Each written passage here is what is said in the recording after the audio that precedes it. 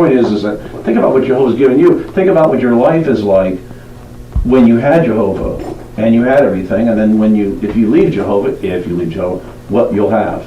What do you have in this organization? What do you have outside? What's outside the organization? I would identify that if I were you. I'd really suggest to you. What is this? What is this? Real quick, when you leave the Jehovah's Witnesses, just to let you know, when you leave the teachings of the Jehovah's Witnesses, you are not leaving Jehovah.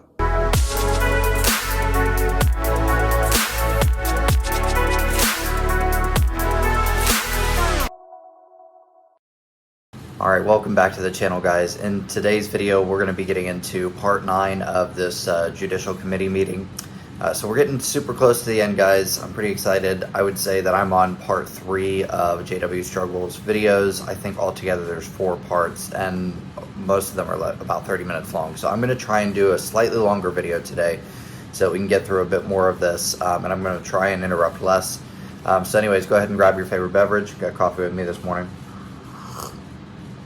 And let's see what we're getting into. I would lose. Jesus was very clear on Yeah. He told us this. Nothing new. You're gonna lose mothers and fathers and everything, and brothers and sisters. Your own soul, he says. Yeah. If you love your own soul more than myself, you are not one of my disciples. You are not worthy of me. Right. So really, Isaac, you as a person, you have to look at yourself and say, what do I want? You see, because to get us to see what you're going to see, we have already made a choice. Oh yeah. Right. Your wife has already made a choice. Mm-hmm. You see, she may have listened to you and then realized for somewhere, well, no, I don't believe that. Mm-hmm. You see, so the thing is, Isaac, Okay, I never know where Brother Catholic Basher is going. So he's basically saying to Isaac, he's like, you know, you've already made a choice to believe what you're going to believe, and I've already made a choice to believe what I'm going to believe, and so has Britannia, and no new amount of information or evidence is ever going to change our minds. And I just think that it's very disingenuous. It's one of the stupidest ways, in my opinion, to use his verbiage from way back earlier in some of the earlier videos when he said that guy was stupid to be a so-called slave for 25 years. I think it's very stupid to just say, well, I believe what I believe, and no new amount of information or evidence is going to change my mind. I think it's ridiculous, and I think it's ridiculous that he's asking Isaac to just make up his mind. They've made up theirs, Britannia's made up hers, and we're good to go here. All right, let's keep going. You know, it is your choice. This whole thing here today is your choice. Yep. You can say, well, look, brothers, and we are not forcing you, and just like, I mean, you made a statement a little while ago, well, do I just come back and they sit here? No, that would be hypocritical. You'd be a hypocrite to do that. Right. I would be a hypocrite to sit here in this kingdom hall and not believe this and just go along with the motion. That is living a double life. No, Jehovah doesn't want you to live a double life. He says, look, you either serve me or you don't. You can't be in the middle. You can't be on the fence. So you're either for him or against him. And you know, from what you are saying, Isaac, and I'm not putting any words into your mouth, but I'm trying to help you to look at your. Let's just take a second real quick before him saying, and I understand, in their religion, I know because I was there, it's all about Jehovah, Jehovah, Jehovah, Jehovah. First of all, him saying that you're either serving me or you're not serving me. If you look at the entirety of the New Testament, who is being spoken about in the New Testament? It's Jesus.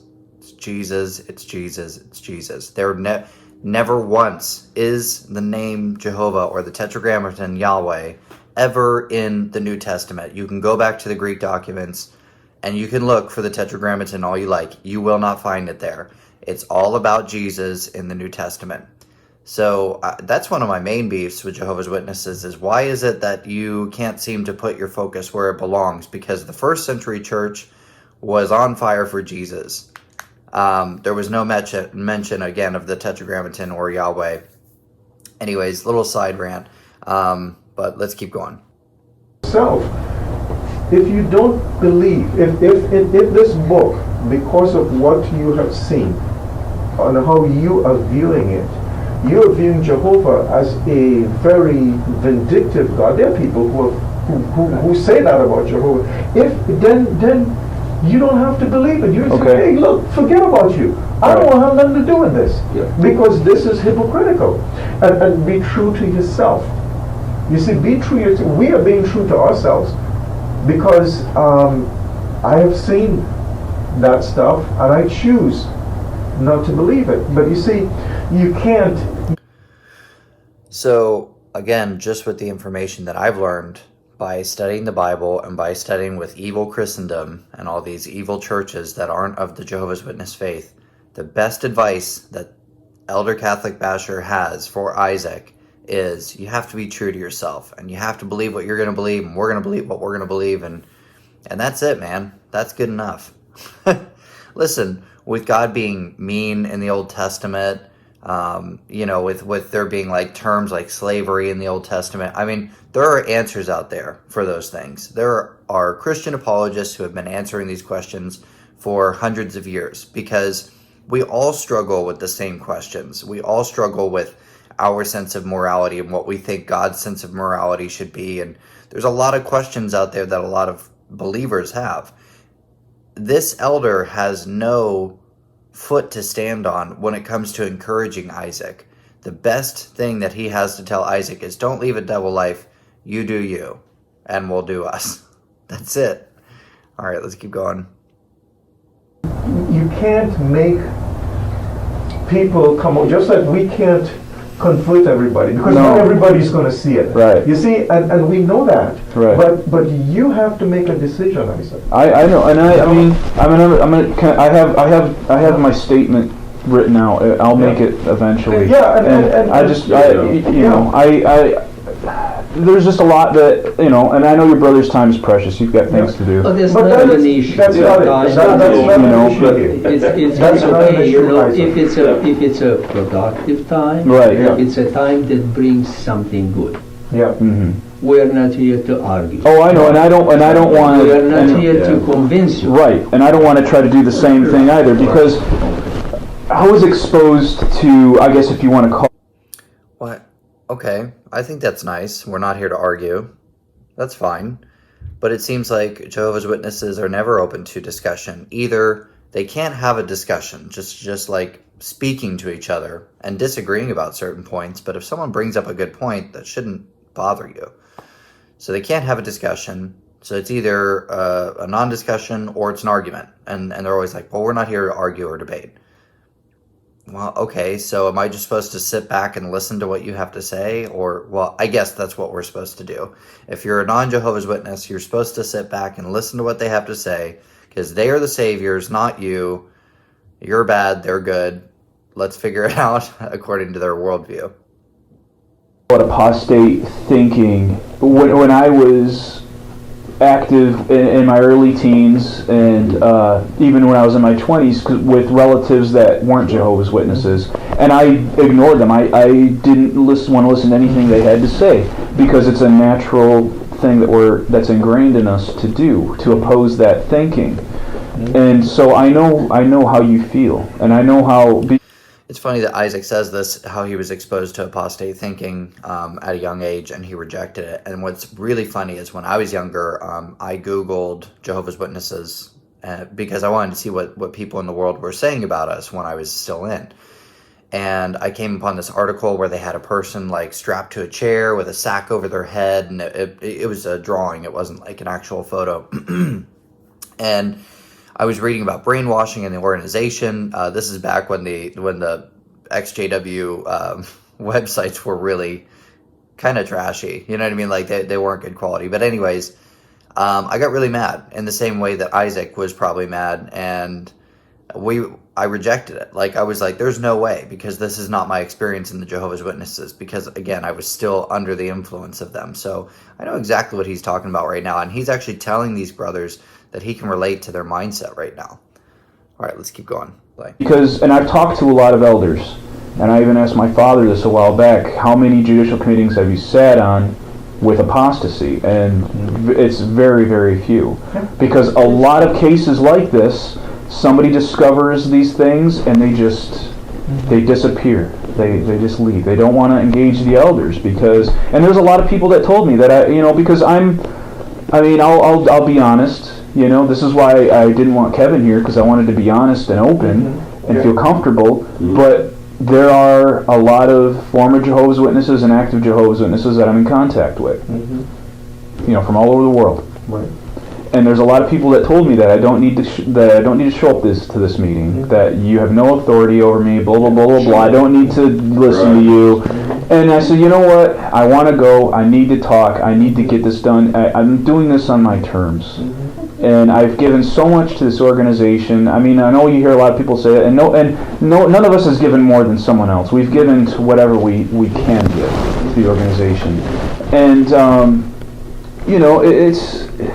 it's a life that is very difficult to just look at. When I was getting my suit on today, I was so emotional because I hadn't had to drive here in so long, dressed up. And I love all of you, and I haven't had a chance. I haven't had a chance to meet you very much or talk to you. Isaac, maybe Jehovah still sees something good in it. And Okay, I don't know if Brother Vlad's just following his programming or if he's actually trying to encourage Isaac right now. It falls flat. It falls on deaf ears. So anyways, you could actually hear in Isaac's speech just now, I feel like he's settled into a different mindset at this point in the meeting because he knows that things are coming to a head or coming to a close, and he's getting ready to read his closing statement. So you can see that this sort of calm just comes over him, and he's telling them, listen, I've been talking to other people who are ex-Jehovah's Witnesses. They're absolutely right in telling me that you guys have no authority. I didn't have to show up to this meeting if I didn't want to, and the elders are agreeing. Although I think that they have authority over Isaac. And, Isaac is just like, I basically just wanted to just shut this chapter of my life and get some closure is what it seems like. But he's even saying, I love you guys and I wanted to close it out this way. And I wanted to be honest and say what I had to say. So again, we're seeing a self-professing atheist and three elders, who are higher ups in the Jehovah's Witness faith, and the two manners of their behavior are totally different. If you're just walking in line with the teachings of the Jehovah's Witnesses, then you're good. You're probably going to get their best. But if you're doing anything against it, there is no love shown towards you. It's just changing subjects and attacking you from all these different angles and just telling you we're not going to look at your stuff. And anyways, let's keep going. I would hope that that's what he would think. How old are you? I'm going to be 30 next month. I'm 29. Yeah, think it that way. Yeah. Think it that way. Yeah, and I mean, life is too short to be vindictive and hateful against anyone.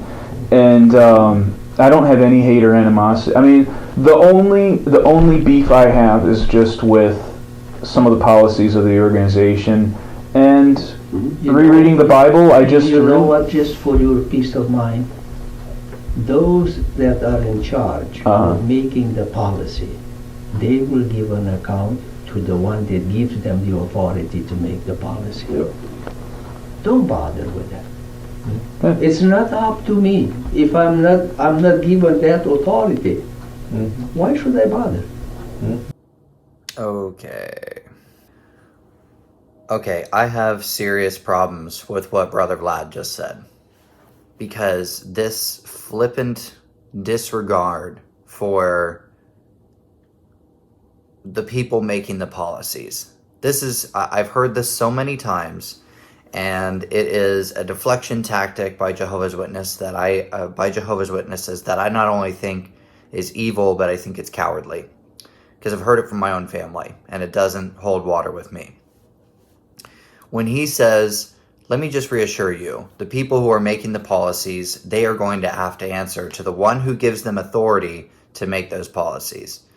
First of all, God has not given any of these men, including the governing body, authority to make any policies. Let's just make that clear. That whole faithful and discreet slave thing, it's not real. It's something they've made up.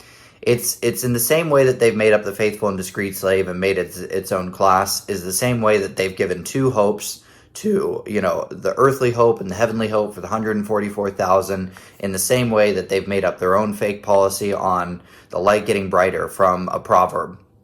That's not how Scripture is supposed to be interpreted. It's not talking about our understanding of Scripture getting better over time.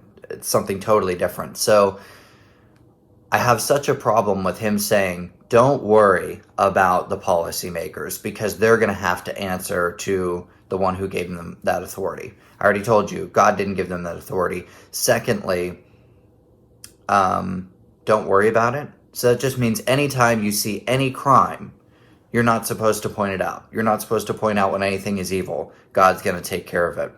I'm sorry, that's not how things work. I believe it's in the book of James that says there's the sin of omission, when you see something wrong and you do nothing about it. So you didn't commit the sin, but because you saw the sin and you didn't do anything about it, now you're guilty of that same sin. So if I see that the Watchtower is mishandling cases of child sex abuse and they are not following the law as laid out in the Bible, but also the law of the land, then I should be able to call that out. I shouldn't sit idly by and just let them get away with this poor behavior and just say, you know what, God's going to take care of it. Because God does give people a conscience, and he does put them in different points in history to effect change. Like, he partners with humankind to make his will be carried out on earth as it is in heaven. I'm not saying that his will won't be carried out if we don't do our job. That's not at all what I'm saying. I'm saying God is sovereign. His will is going to be done no matter what we do. But he does partner with us, and he uses us as tools and vessels to make that happen. So when I hear this, it's none of your concern, you shouldn't really do anything about it. No, every single person can affect change if they stand up to evil.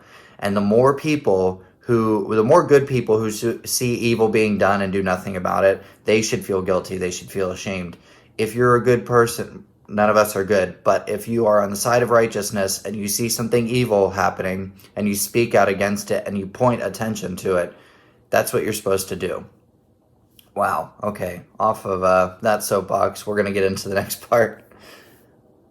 What maybe you've given the organization was really, if you think about it, none of us have really given anything. We're good for nothing slaves, is what we all are, but according to Jesus Christ. But the point is that think about what Jehovah's given you. Think about what your life is like when you had Jehovah and you had everything, and then if you leave Jehovah, what you'll have. What do you have in this organization? What do you have outside? What's outside the organization? I would identify that if I were you. I'd really suggest to you. What is this? What is this? Real quick, when you leave the Jehovah's Witnesses, just to let you know, when you leave the teachings of the Jehovah's Witnesses, you are not leaving Jehovah. Okay? I love how they've hijacked this term over time. So basically, if you leave their faith, you're leaving Jehovah. Not possible. God is omnipresent. He's everywhere at all times. There's no way that you can leave him. All right. Now you can stray from him. Your heart can turn from him. You can be distant in that regard. But just by leaving the Jehovah's Witnesses way of teachings, you'll probably grow closer to God, if anything else. In fact, that's what happened for me and a lot of other people. Some people, again, don't believe in God at all, but more than likely, when you leave the teachings of the Jehovah's Witnesses, you're not leaving Jehovah. You're leaving a group of men and their teachings and their bad interpretations of the Bible. But you're not leaving Jehovah, just to point that out. Or what does this world have offered to you? It's, well, I mean, so, you know what I mean? I've been living in it. Yeah. I mean, Yeah. I mean, it's not. It hasn't hit me that bad. I mean, I've assimilated pretty, Well, there you go. Normal into society. I would think. I mean, thankfully, I had a career that allowed me to have some sort of stability, no matter what. Well, then, like you said, then you have, we all these choices to make. Right. Brian was saying, Yeah. we can go this way, we can go that way. Right. Look at what's the end of those two paths, Right. and if the end of this path looks great to you, then you don't be a hypocrite, like Brian said. You want to be honest, like Shakespeare said, be true to thine own self. I'm with Brian on that all the way. So that's what you got to do. Yeah, absolutely. And the thing is. So, firstly, he says, you need to really gauge, like, what's outside of this organization. What are you going to do when you get out there? Like, first of all, he's like, you're inside of this cocoon, this shell of protection under the Jehovah's Witnesses. I don't think Isaac has felt very protected at all. He's been self-policed by his wife, by his family. They're not speaking to him. So this elder is saying, look at what's on the outside. Is there anything good and pure and wonderful out there outside of this cocoon of protection from the Jehovah's Witnesses, right? Or, that's what you really have to examine. And Isaac is like, well, I've been out in the world, and first of all, their teeth aren't sharp, and they aren't all drug addicts, and they're not all alcoholics. And in fact, there's probably more alcoholics than the Jehovah's Witnesses. My family's not talking to me in. You see what I'm saying? I'm saying, like, he's trying to, Brother Precious is trying to say, everything out there is evil, everything in here is good, stay in here. And then Isaac is like, well, it's actually not so bad. And he's like, oh, okay. Oh, it's like he just disarmed him with that statement. I love it, actually. Isaac, look, there are people who have come to the meetings for many years. I just decided, you know what? I've got two brothers. My younger brother got baptized right after me. Why, I don't know, but he did it. And within 6 months, he was gone. He never got disfellowship. He just went out, got married, had a child, got divorced, got married, had more children, divorced, and that's how he has lived his life. Now, he has his own beliefs and his own thinking. Okay? And he goes about his life. I'll call him and we talk once in a while. I don't try to convert him. He doesn't try to convert me. Right. Okay. Oh, thank you, Brother Catholic Basher. He talked earlier about being hypocritical and living a double life and how you shouldn't do that. I just think it's super interesting that he said, okay, he starts talking to Isaac about how there's people who show up to the meetings, and again, we never know where he's really going with anything until he gets there. Or at least that's how I feel. So Brother Catholic Basher says, my younger brother got baptized very shortly after me. I still don't know why. Okay, I could probably tell you why. When my older brothers and sisters were getting baptized, I thought that was the right thing to do because everyone in the congregation was praising them. So I just thought to myself, hey, that's something I should be getting ready for because they seem to be getting lots of praise for it, right? So when you're a young child and you're looking up to your older brother or sister, you're just trying to mimic almost everything they do. So, Brother Catholic Basher, that is why your younger brother got baptized after you. Secondly, he said he only stayed in it for about 6 months, and then he left. He just faded. And then he goes on to say, he has his beliefs, and I have my beliefs. He did point out, though, that his younger brother never got disfellowshipped, and then he was able to say, I call him every once in a while. I don't try and convert him. He doesn't try and convert me. All right, let's just talk real quick. At the time of this recording, fading was still an option for a lot of people. As according to my knowledge now, fading is no longer really an option. The organization, the governing body, is going after those who have faded and encouraging family members to basically shun them, treat them as if they are a person of the world, they're disfellowshipped. At the time of this recording, it would have been possible for people to fade in your life if you're a witness, and you would still be able to speak to them because the technicality of the disfellowshipping hearing never happened, right? They were never declared disfellowshipped, so it's still okay if you talk to them, even if they're living in so-called gross sin. So this is the hypocrisy I'm talking about. You have an elder saying that he's talking to his younger brother who's no longer a witness, and the only reason he can do that is because he's not disfellowshipped. Now, for Isaac, when he gets disfellowshipped after this meeting, his family is no longer going to be able to speak to him. If Isaac had not shown up to this meeting, and was declared disfellowshipped, then his family would still be able to speak to him. There's the irony there. And then one last point on that before we move on. He just says, I don't try and convert him. He doesn't try and convert me. Well, then I don't really think that you love your brother Catholic Basher. And the reason I say that is because if you feel like you have the truth, then everything inside of you would make you jump out and try and bring him back into the truth every time you guys spoke. I know that because when I speak to my family, we don't get very far into the conversation before I start talking to them about the governing body, before I start talking to them about the Watchtower's false prophecies. I can't help myself. For as long as they're speaking to me, I'm going to be calling out the lies in the Jehovah's Witnesses and in the Watchtower because I can't help myself. I've got to get them out of there. So I don't know where I was going with that. I'm becoming Brother Catholic Basher with my rants. Because I know where he stands and he knows where I stand. You see what I mean? Mm-hmm. So the thing is, it doesn't have to be this way, but you see, the thing is what you are saying now. You see, and I'm going back to what what you said about Jehovah. You can feel what you want about the organization, right? That's immaterial, really, to me. What is really concerning to me, Isaac, is how you feel about Jehovah, and that is what bothers me more than all of that stuff there. Is how you feel about the person that I think and I feel so indebted to. Okay, we're getting ready to do the memorial just now, and you know it's in our minds, and I know it's once this comes into question, you have to figure, look, you know what, I don't want to have anything to do with the Bible anymore. But you see, what you're doing there with all of the research and the talking to all of these people, how is that making you feel inside? What is that doing for you? Initially, I was heartbroken because I loved the organization. Mm-hmm. You remember me when we went out in service together. Yeah. Mm-hmm. You remember me when I first moved here. Mm-hmm. I mean, I would assume that you thought I was genuine of some sort. Yeah. But then So real quick, Brother Catholic Basher asks him, with all this research and all this other stuff, how does that make you feel?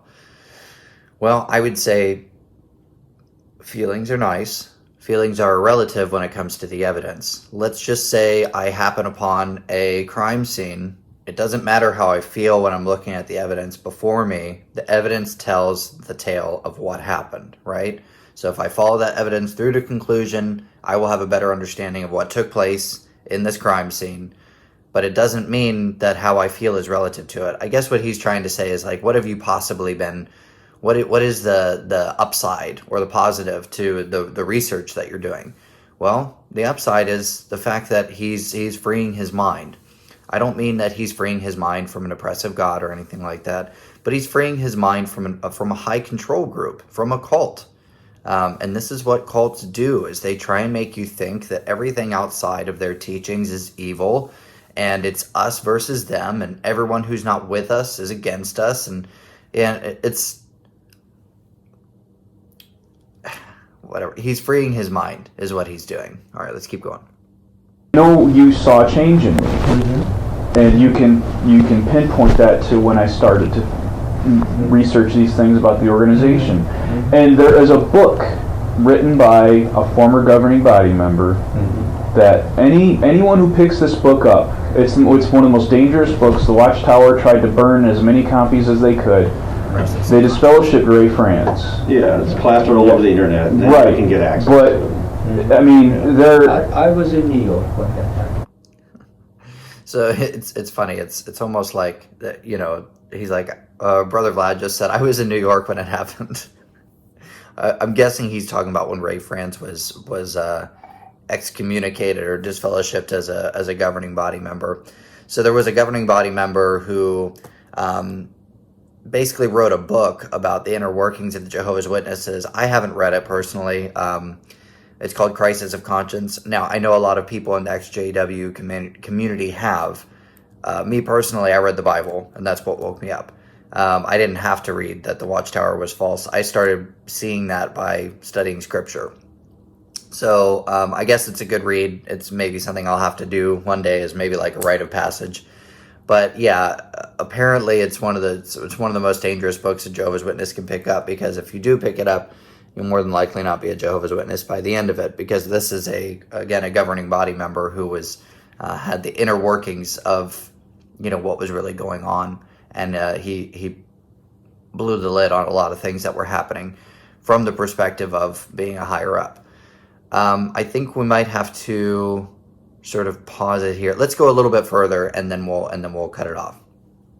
Yeah, and there's stories that circulate, that have gone around, that of what happened, and I've read the book, I read the book months after I had found out other things. And I read the book at the same time while I was rereading all the publications. I reread the Revelation book, I went to the Greatest Man book, and you know, when I finished that book, I knew I had to make a decision. Because any Jehovah's Witness that reads that book will leave quietly. They'll disappear. They'll try to move out of the congregation because they don't want to have confrontation. They don't want to lose their family. Because this organization takes away your family if you choose to leave the organization. If I made a verbal statement to anybody saying, and I want out, if I wrote a letter saying I want to be disassociated, you know, I lose everything that was ever close to me. What would be the current... No, sir, just one second, okay. All right. You see, you are saying that this organization does that. This book says that. Yep. This book says that. Are you convinced that the book, the organization is trying to follow the Bible as closely as possible? Again, there's such a thing as church discipline, and disfellowshipping is not what that is. Okay, so him holding up a book and saying, you're trying to say the organization says that, this book says that. Wrong, Brother Catholic Basher. You should know better, because at one point in time, early in the Jehovah's Witnesses teachings, again, they would always bash on the Catholic Church, which is so funny that he's the one who's saying it. There is an article. I will find the video. I will find the video and I will post the link in the description. I want you to go and watch it. Straight from the Watchtower's teachings themselves, they say that the Catholics practice excommunication, which has pagan roots. And they actually bash the Catholics for practicing excommunication. And then you have Brother Catholic Basher trying to say that the Bible says that we should disfellowship. No. Church discipline is different than disfellowshipping. Disfellowshipping is from an evil spirit. Church discipline is something different entirely. Again, I'm going to find that video and I'll post it in the description. But I just think it's, first of all, it's laughable. Isaac has already said he doesn't believe in the Bible anymore, and you know that. So don't hold up the Bible and say, we're teaching according to the Bible, because again, that's not going to work on Isaac. So, Brother Catholic Basher, you're going to have to try a different angle. You're going to have to try a different speed. I understand that you don't understand the Bible very well, but maybe try a different angle. Anyways, let's go ahead and wrap it up there today, guys. I appreciate you sticking around this long if you did. Today is a much longer video. And but either way, I appreciate you listening all the way through. And if you found this helpful, go ahead and share it with a friend who may be going through a similar situation, or share the playlist for the series. I'll link that down in the description as well. Either way, I want to thank you guys for watching, and I hope you have a blessed day.